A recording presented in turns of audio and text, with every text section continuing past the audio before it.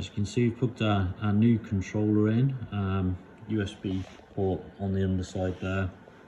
Everything's lit up. We're obviously not seeing anything at the moment. It's got no configuration in whatsoever aside from the basic factory parameters. So we're in stock, we're in manual, we're not seeing a sensor obviously. But we're going to download this program now and take a quick look. So send to device. It's come up straight away on COM11. And now we are in a waiting game. And you can see very quickly it's written those parameters in. It takes a little longer for the actual software to say that it's been carried out, but trust me, it has. And we can see there that our set point has changed. Again, we don't have a sensor connected at the moment, so we're not going to see anything there. And we've got this confirmation now on quick tune. And we're just going to have a single tap on the P button and just run through the operation cycle. We're in automatic. Program 1, so we're calling that program straight away. But we're not in run, and obviously because we don't have our sensor connected, we wouldn't expect anything to happen at this point in time. But with the sensor connected, everything good to go, we can just simply go run yes, and our program will start to execute. And it will tell you that you're in segment 1, so you're at the start of the program. This is how much time is remaining.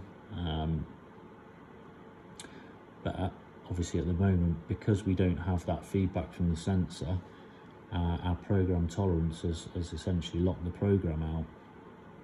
And that's where the tolerance is important. I'm going to just scroll through to our program menu.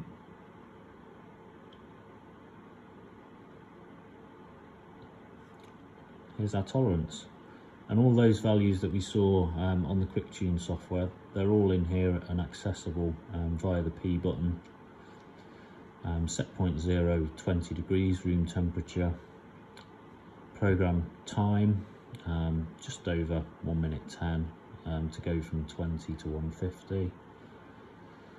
This one here, event during segment 1, there is no event. We don't want anything secondary to happen, just heat up. And set point 1, 150. And it's the same format across all of the segments. So it's the time within the segment, it's do you want any event to happen, and what is the set point. And we duplicated all the way down to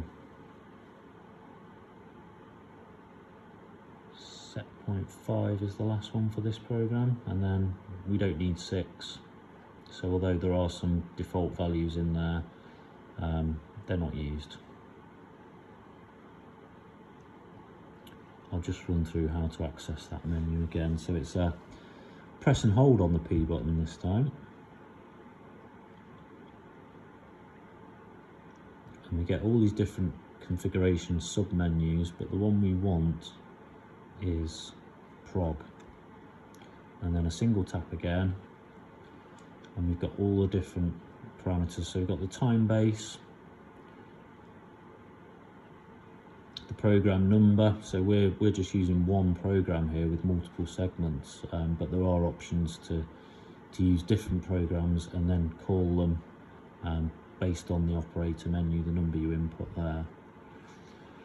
We'll just go back and we'll have another look at the operator menu now. Single tap on the P, we're in automatic.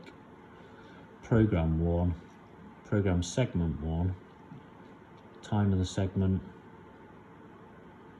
run yes. Now for example, if we wanted to go back to, let's just go back to the main menu.